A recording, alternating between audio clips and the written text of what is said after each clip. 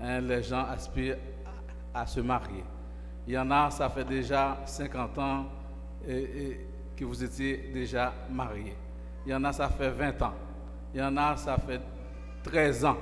Il y en a, ça fait 10 ans. Hein, donc, je vois, c'est normal ce matin de porter une réflexion sur le mariage. Quand je vous parle, mardi 23 juillet, je viens de fêter 13 ans de mariage. Donc, 13 ans de mariage, ce n'est pas 13 jours. Et passer 13 ans avec quelqu'un que tu rencontrais, que tu ne connaissais pas avant, ce n'est pas chose facile. Et on peut vous dire, au sein de l'Église, il y a pas mal de problèmes au sein des couples. Il y en a qui vivent sous l'apparence, que tout va bien. Quand on les voit, on pense que tout va bien, tout va sous des roulettes. Et pourtant, il y a beaucoup de problèmes au sein des couples. Mais il faut en parler.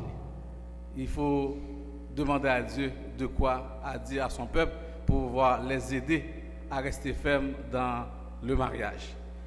Parce que rencontrer quelqu'un qui vivait pas comme nous, on n'avait pas la même éducation, pour vivre avec cette personne-là, ce n'est pas toujours facile.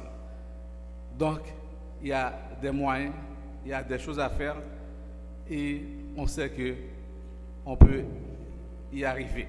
C'est ça qu'on va voir. C'est pour cette raison que j'intitule ce message « Qui doit construire le foyer ?»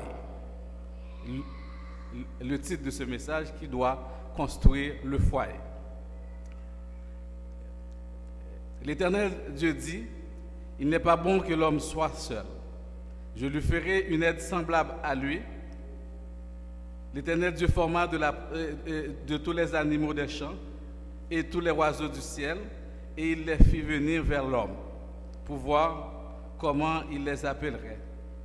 Et afin que tout être vivant portât le nom que lui donnerait l'homme. Et l'homme donna des noms à tout le bétail, aux oiseaux du ciel, et à tous les animaux des champs. Mais pour l'homme, il ne trouva point d'aide semblable à lui. Alors, l'Éternel Dieu fit tomber un profond sommeil sur l'homme, qui s'endormit. Il prit une de ses côtes et reforma la chair à sa place. L'Éternel Dieu forma une femme de la côte qu'il avait prise de l'homme, et il l'amena vers l'homme. Et l'homme dit, « Voici cette fois celle qui est os de mes os et chair de ma chair. On l'appellera femme, parce qu'elle a été prise de l'homme. C'est pourquoi l'homme quittera son père et sa mère et s'attachera à sa femme, et ils deviendront une seule chair. » Nous allons réfléchir un petit peu sur ce verset. C'est pourquoi l'homme quittera son père et sa mère et s'attachera à sa femme, et ils deviendront une seule chair. Quand on dit l'homme quittera, ça veut dire que c'est pas une séparation avec les parents. Une séparation avec leur mode de vie avant, pour prendre une nouvelle vie, avec une nouvelle personne. Donc cette séparation avec les parents vous amène à vous rattacher, vous souder avec une inconnue. Donc, il faut savoir comment vivre avec cette inconnue-là. Ce n'est pas aussi facile, mais il y a des moyens pour vivre avec cette inconnue-là. Donc, nous allons voir qu'est-ce que l'auteur White nous dit, c'est Norman White.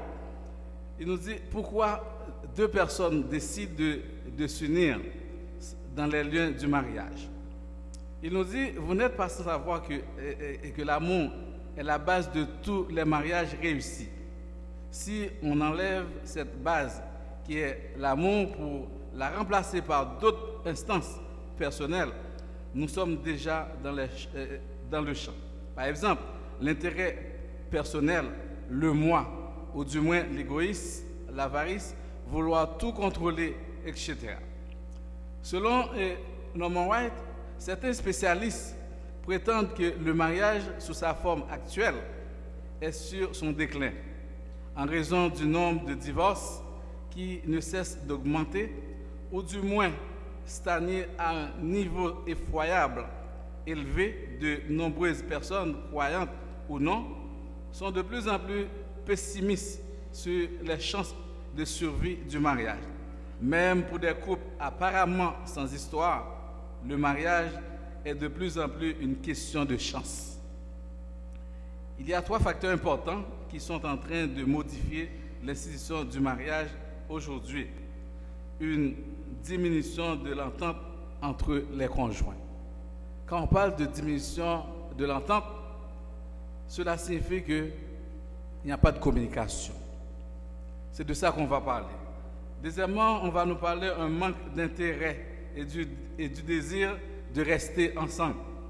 Troisièmement, le développement d'espérances conjugales irréalistes.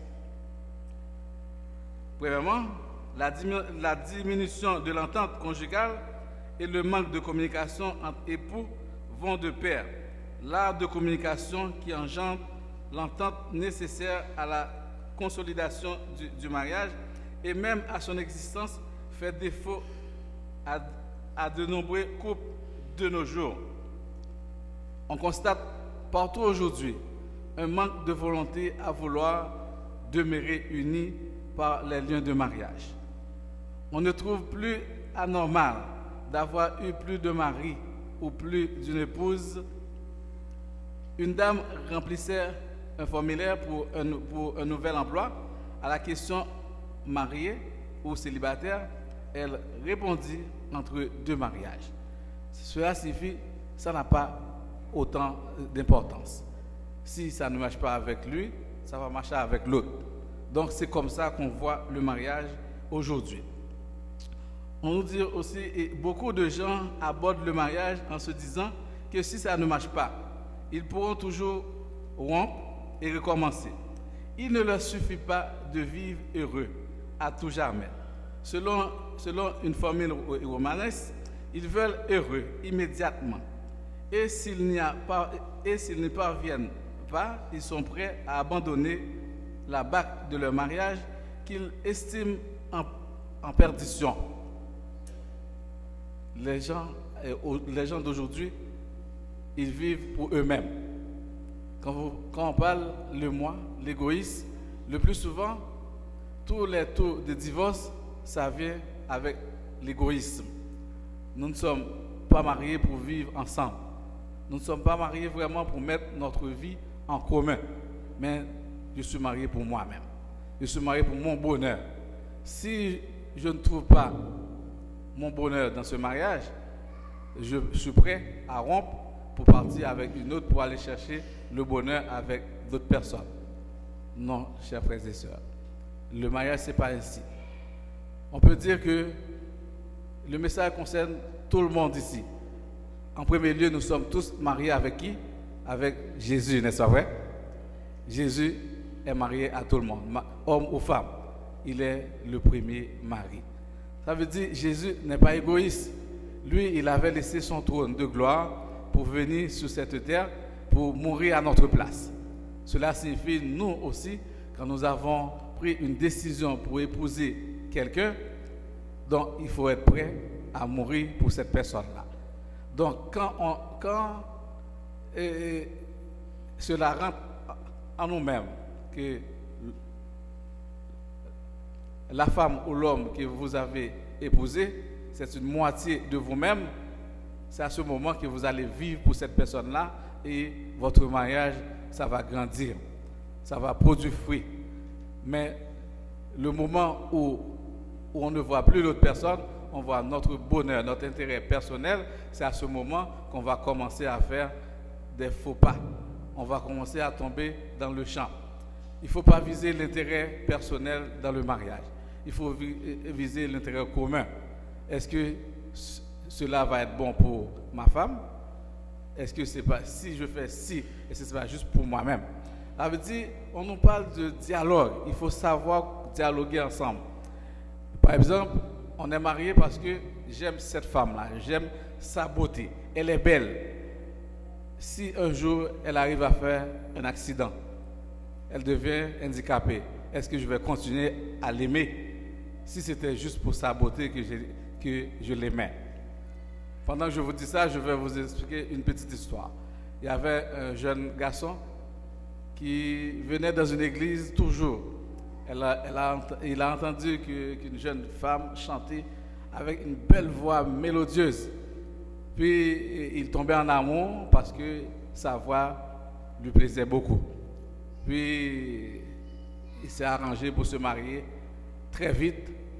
Et puis à un certain moment, un jour arrive, et pendant qu'ils dormaient ensemble, puis le gars se réveille, il jette un coup d'œil, il regarde le visage. Il dit, hein, est-ce que c'est elle que j'ai épousée? Parce que le visage qu'il a vu n'est pas... pour lui, ce n'est pas cette femme-là, parce qu'une femme qui n'est pas attrayante comme ça, je ne peux pas l'épouser. C'est ça que lui, il a dit. Et puis, il réveille sa femme. Il dit, chérie, réveille-toi. Puis, la femme était endormie. Qu'est-ce qui se passe? Il dit, chante pour moi, chante, je veux entendre ta voix. Puis, c'est à ce moment, quand la femme commençait à chanter, il dit, ah, je comprends. Ce n'était pas pour sa beauté physique que je l'ai épousée, mais je l'ai épousée pour sa voix et pour cette personne qu'elle est. Et c'est à ce moment qu'elle dit, peu importe qu'elle n'a pas un beau visage, mais j'aime ma femme, je vais continuer à vivre avec elle. Donc vous comprenez? Donc on n'épouse pas une personne pour sa beauté physique, on épouse une personne pour ce qu'elle est. Parce qu'on l'aime, on l'épouse, on va continuer le chemin avec cette femme-là. Peu importe elle devient manchot, handicapée sous chaise roulante, peu importe sa façon qu'elle devienne, on va rester mari de cette femme-là, ou cette femme-là devrait rester l'épouse de ce monsieur-là qui est handicapé. Parce que si nous aimons pour la forme physique, quand il y a quelque chose qui se passe, tout va finir. Et puis, il y a d'autres choses qui arrivent parmi les couples mariés. Parfois, quand on voit que vraiment notre intérêt est en jeu. Par exemple, nous avons des enfants. Parmi les enfants, il y a un enfant qui peut être handicapé. Puis ça bloque toute la situation du couple. On ne peut pas fonctionner comme on doit fonctionner. Et la femme ne peut pas sortir pour aller travailler parce que l'enfant prend tout son temps. Mais si c'était pour l'argent simplement qu'on épouse cette personne-là, quand ces petits problèmes-là arrivent, on va être bloqué. Maintenant, l'amour qu'on éprouvait pour cette personne-là, ça va diminuer. Ça va diminuer jusqu'à ce qu'on va avoir d'autres jeunes qui passent dehors. Maintenant, on dit si c'était avec elle, ça allait fonctionner mieux. Maintenant, vous commencez à abandonner votre foyer pour aller vers une autre parce que vous pensez trouver le bonheur chez l'autre. Non, chers frères et sœurs. La parole de Dieu nous dit, l'homme quittera son père et sa mère et s'attachera à sa femme. Et les deux deviendront une seule chair. Vous n'êtes pas mariés pour divorcer quand vous voulez. Vous n'êtes pas mariés pour rompre la relation comme le bon vous semble. Vous êtes mariés ensemble pour vivre dans le meilleur comme dans le pire, dans la santé comme dans la maladie. Donc vous êtes unis ensemble pour continuer le chemin ensemble. Mais il faut apprendre à se connaître. Il faut apprendre à dialoguer ensemble, à vivre ensemble. Parce que quand il n'y a pas de dialogue dans un couple, c'est là qu'il n'y a plus de couple. Quand on commence à faire des affaires personnelles, il n'y a plus de couple. Tout ce qu'on fait, il faut le faire ensemble. C'est comme ça qu'on va avancer, qu'on va grandir ensemble. On nous dit, trop de jeunes qui se lancent dans le mariage manquent de réalisme. Ils s'attendent à ce que leur relation conjugale soit toujours au top. C'est cette partie-là qu'on vous parle. On dit le développement d'espérance conjugale irréaliste. On pense toujours au top. On veut devenir riche, c'est pour ça qu'on rentre dans un lien de mariage. Par exemple, si je vois que la richesse est en danger, je ne vois pas comment je vais devenir riche, là je commence à ralentir sur cette relation-là. On nous dit qu'on pense que la relation conjugale soit toujours au top niveau de l'amour romantique. Voici ce que déclarait un jeune époux. Je voulais que le mariage satisfasse tous mes désirs.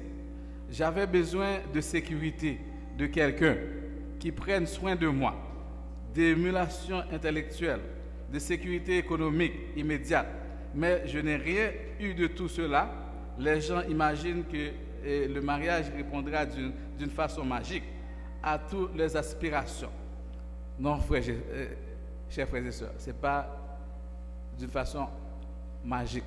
Quand nous sommes mariés, nous mettons la vie à deux pour vivre ensemble.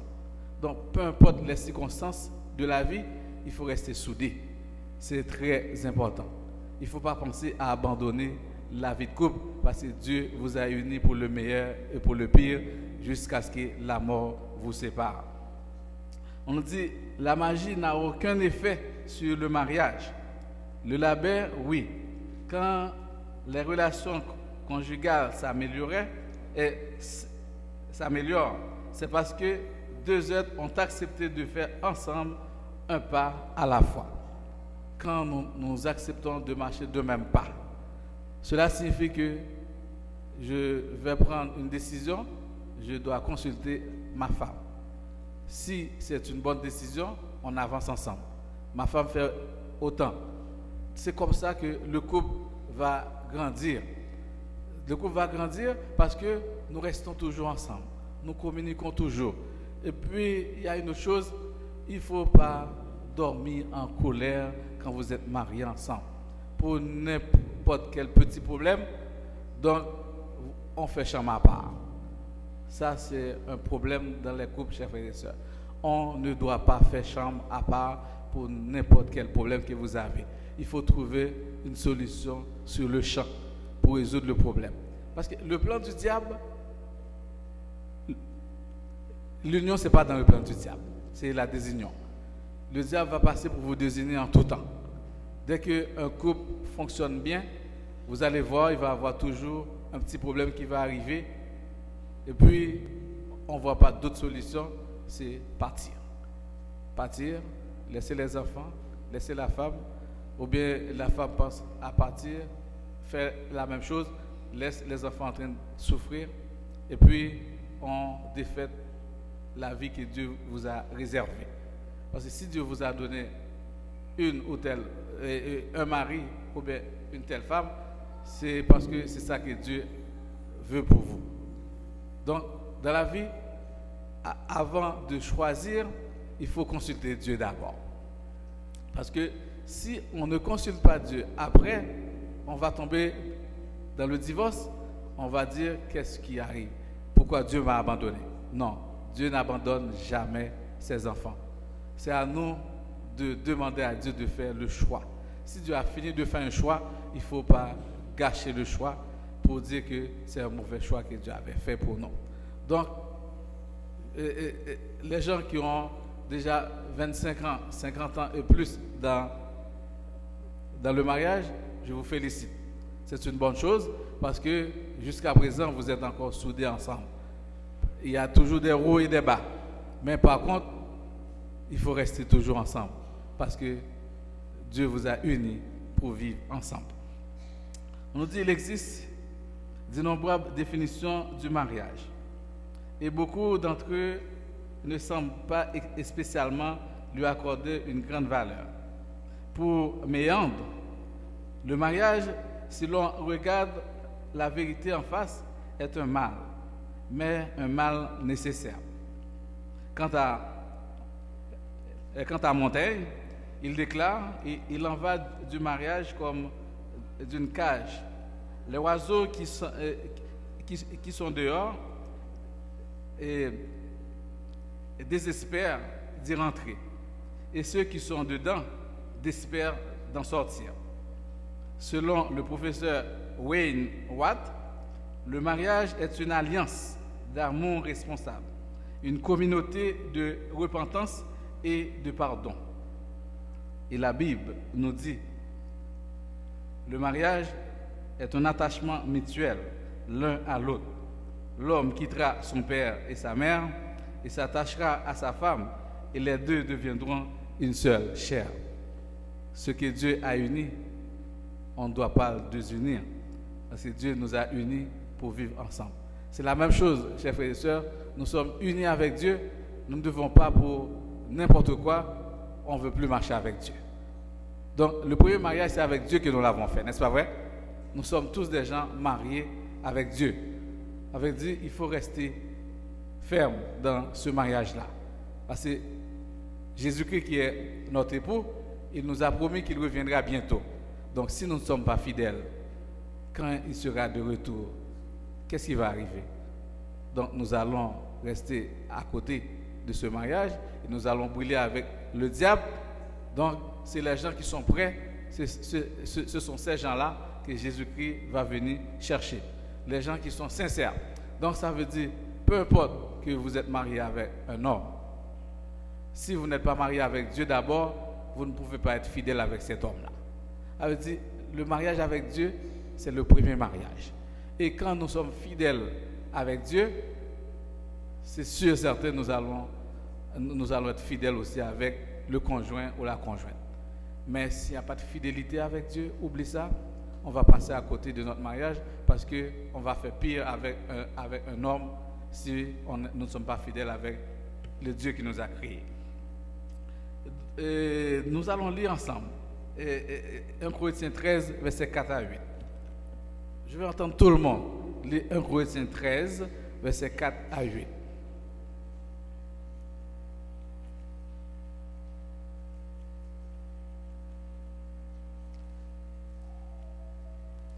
Est-ce qu'on peut afficher 1 Corinthiens 13, 4 à 8, s'il vous plaît? Je vais entendre la voix de tout le monde.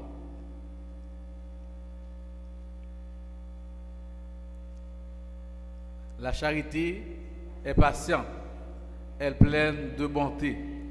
La charité n'est point envieuse. La charité ne se vante point. Elle ne sent point d'orgueil. Elle ne fait rien de malhonnête. Elle ne cherche point son intérêt. Elle ne s'irrite point. Elle ne soupçonne point le mal. Elle ne se réjouit point de l'injustice, mais elle se réjouit de la vérité.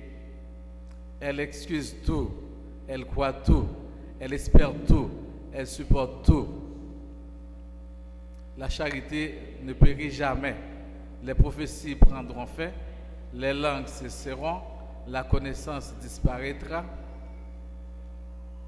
car nous connaissons en partie et nous prophétisons en partie. Mais quand ce qui est parfait sera venu, ce qui est partiel disparaîtra. Lorsque j'étais enfant, je parlais comme un enfant. Je pensais comme un enfant. Je raisonne comme un enfant. Lorsque je suis devenu homme, je fais disparaître ce qui était de l'enfant. Amen. On reste là. La charité croit tout. C'est l'amour, chers frères et sœurs. L'amour pardonne tout. L'amour espère tout. Et l'amour ne fait point de mal. Quand nous disons que nous aimons, nous ne pouvons pas faire mal à quelqu'un d'autre. Hein? Parce que nous voyons la personne avant nous. N'est-ce pas vrai? Nous voyons l'autre personne avant nous. Dès que nous rentrons dans un mariage, en regardant l'autre personne d'abord, le mariage est déjà réussi. Donc, c'est comme ça le mariage, chers frères et sœurs. Nous avons pris la décision d'épouser quelqu'un. Pour vivre avec quelqu'un, nous sommes là pour la vie, pas pour un petit moment. Donc c'est pour ça qu'on dit la charité croit tout. Parfois c'est manque de charité quand nous faisons souffrir à l'autre. Manque de charité. Par exemple, quand l'économie ne va pas, maintenant on met tout sur le dos de l'autre. C'est ta faute. Hein? C'est ta faute. Dès qu'on commence à voir l'autre, c'est ta faute. Même quand le mariage a déjà 20 ans, 30 ans, ça va finir mal. Il faut voir que ce n'est pas notre faute si ça arrive ainsi. Qu'est-ce qu'on va faire? Nous allons entrer en nous-mêmes et nous allons auprès de notre époux que nous avons épousé avant pour lui dire qu'est-ce qui arrive dans notre mariage. Puis lui, il va résoudre les problèmes. Parce que notre vrai époux qui est Jésus-Christ, il a une solution pour tous les problèmes, n'est-ce pas vrai? il a une solution pour tous les problèmes. Ça veut dire qu'il faut apprendre à aller auprès de lui. Et c'est lui qui résout tous les problèmes. La dernière fois, j'ai entendu Sœur Jeannette en train de témoigner qu'on lui a donné des vacances forcées. Elle a besoin de l'argent. Elle a été auprès de son époux.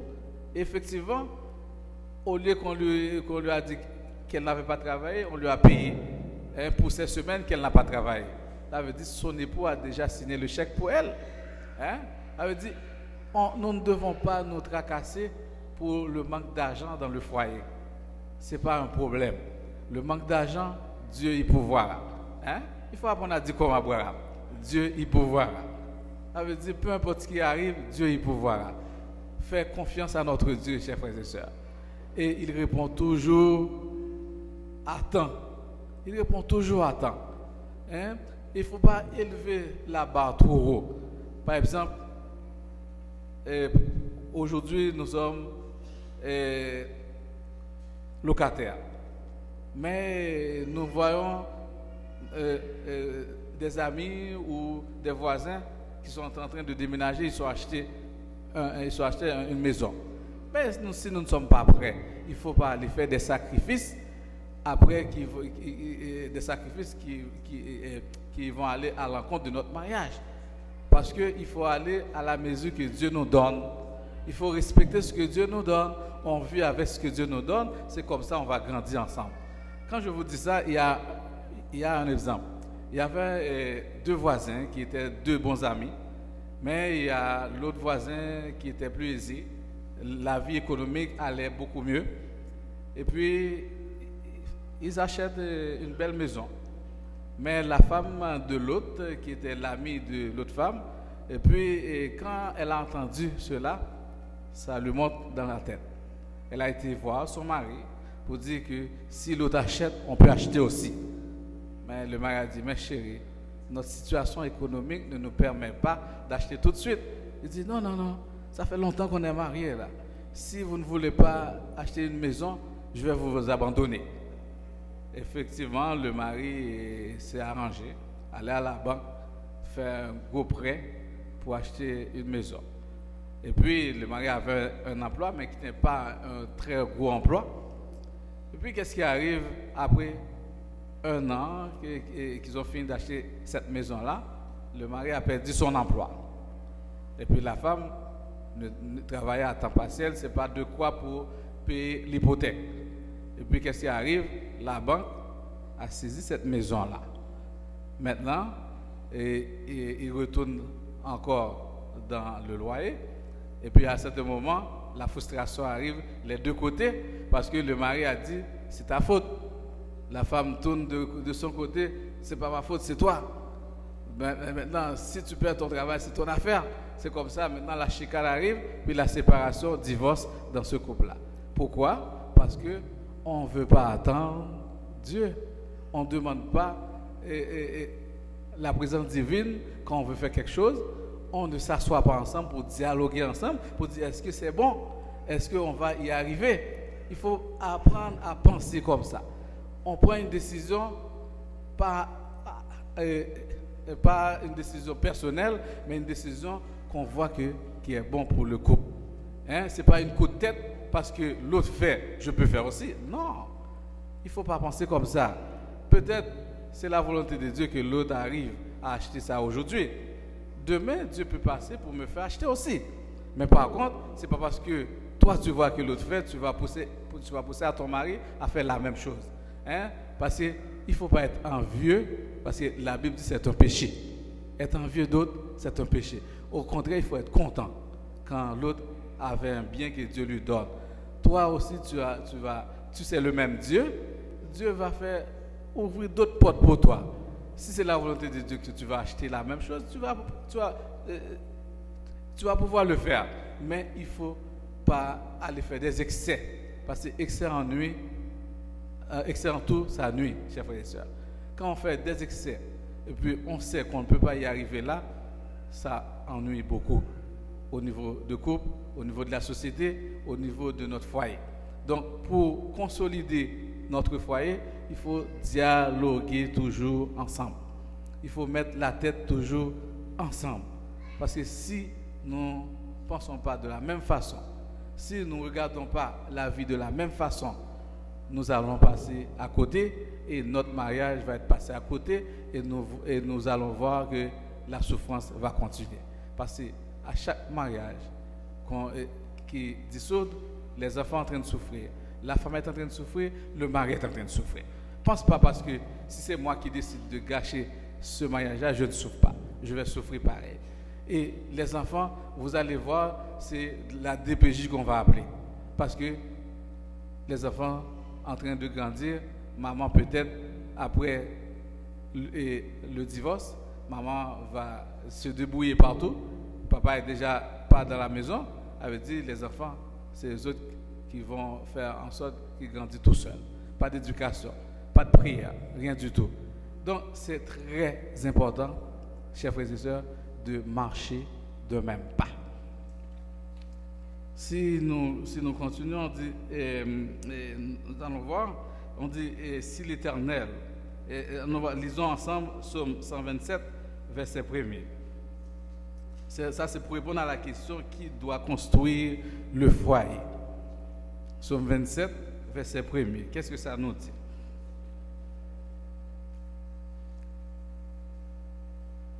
Nous allons lire le Psaume 27, verset 1er ensemble.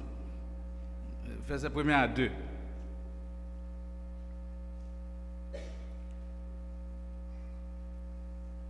Psaume 27, verset 1er à 2. Psaume 127, excuse-moi, Psaume 127. Excuse-moi, 127.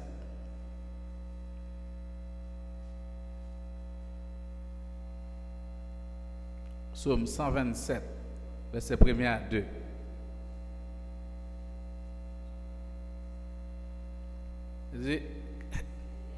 Si l'Éternel ne baptise pas la maison, celui qui la baptise travaille en vain. Si l'Éternel ne garde pas la ville, celui qui la garde va en vain. En vain vous levez-vous matin, en vain vous couchez-vous tard, et mangez-vous le pain de douleur. Il en donne autant à ses bien-aimés pendant leur sommeil. Chers frères et sœurs, la maison, c'est l'Éternel qui doit construire la maison. Un foyer ne peut pas grandir sans la prière. Si vous voulez que votre foyer soit réussi, un foyer, il faut prier, chers frères et sœurs. Parce que la prière, c'est la clé de la réussite. Le matin, il faut apprendre à faire le culte ensemble.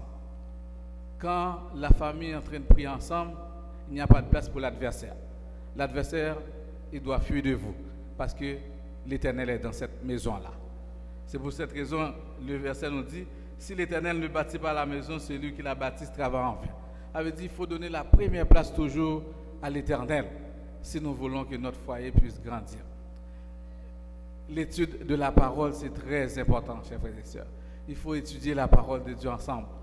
Cela va nous rendre très forts, parce qu'il n'y a pas de foyer sans l'étude de la parole. Par exemple, il y a 3 choses importantes que vous devez partir avec si vous voulez que votre foyer soit réussi totalement. C'est la sincérité dans votre couple. La sincérité dans votre couple, quand l'Éternel est parmi vous, vous allez être sincère.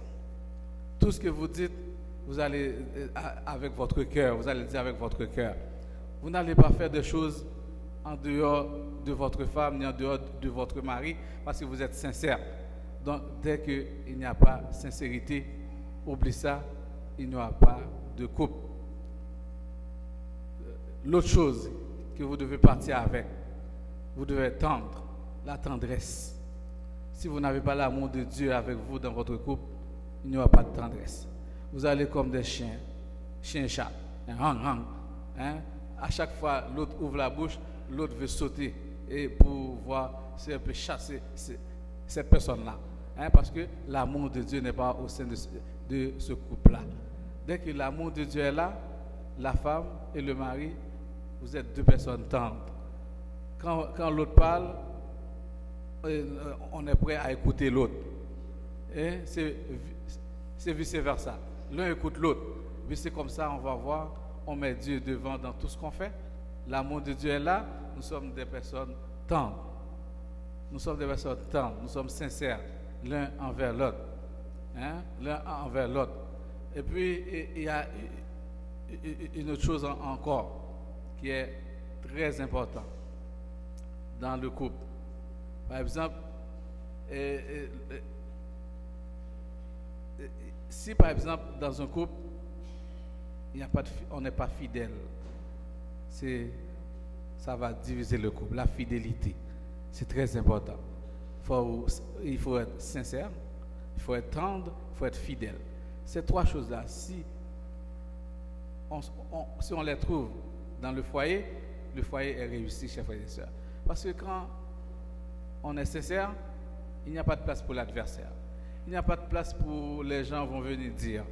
Hein, les oui-dire. Il n'y a pas de place pour ça parce que nous sommes sincères l'un à l'autre. On est tendre, on écoute l'un l'autre.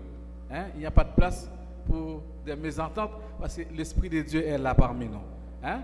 Parce que le foyer, c'est l'Éternel qui doit bâtir la maison. Dès que l'Éternel est dans cette maison-là, nous sommes heureux. Donc, chers frères et sœurs, mettez ces trois choses-là en application dans notre vie. La fidélité, il faut rester toujours fidèle avec notre Dieu.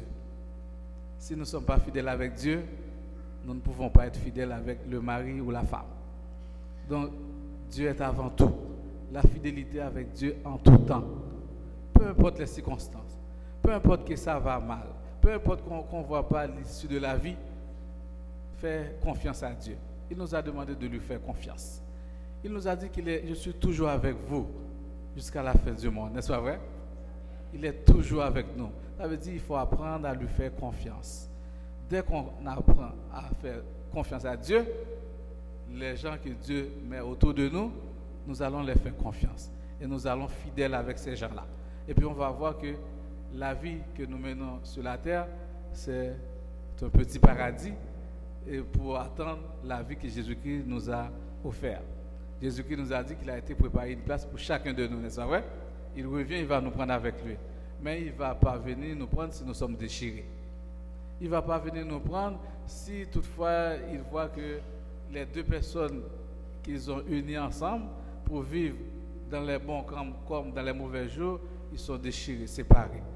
Et puis chacun vive à leur côté. Non, ils vont venir nous chercher si nous restons unis. C'est la même chose qu'il demande pour l'Église. Dieu demande à l'Église de rester unie. Dieu ne va pas venir chercher une Église déchirée. Hein? Parce que nous sommes mariés avec Jésus d'abord, n'est-ce pas vrai? Nous sommes tous l'époux de Jésus. Ça veut dire nous sommes là pour vivre ensemble, pour rester unis. Ça veut dire si nous sommes fidèles à Dieu, nous allons fidèles envers l'un l'autre. Nous allons aider l'un l'autre à grandir spirituellement. Puis c'est comme ça, Jésus-Christ va faire son apparition. Nous serons tous avec lui dans le ciel. N'est-ce pas vrai? Je crois que c'est notre aspiration d'aller à la rencontre de Jésus-Christ. Donc pour le faire, d'abord, l'Église, on vous conseille de rester toujours unis dans la parole de Dieu. Et les couples que Dieu a unis, on vous conseille de rester fidèles ensemble. Et que la sincérité reste parmi vous. C'est ça qui va faire en sorte que vous restez toujours ensemble. Et quand Jésus-Christ sera de retour, il va vous prendre pour vous amener dans le paradis sans fin. On nous dit que le mariage chrétien implique pourtant davantage que la simple fusion de deux êtres. Il faut intervenir une troisième personne, le Seigneur Jésus-Christ, qui donne un sens, c'est-à-dire une signification, une direction à leur relation. Un mariage est chrétien si et seulement si Jésus-Christ est celui qui est le chef. Que Dieu vous bénisse.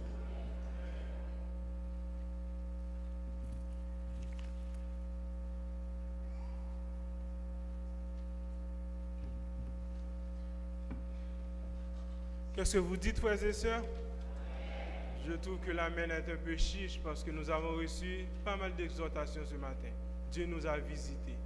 Il nous montre comment nous devons faire, comment nous devons travailler pour notre Dieu. Nous disons gloire à Dieu pour tout cela et nous bénissons le nom de Dieu. Que l'Éternel nous garde, nous bénisse. Alors que pour terminer, nous allons nous mettre debout pour chanter au numéro 432, on est bien à la maison.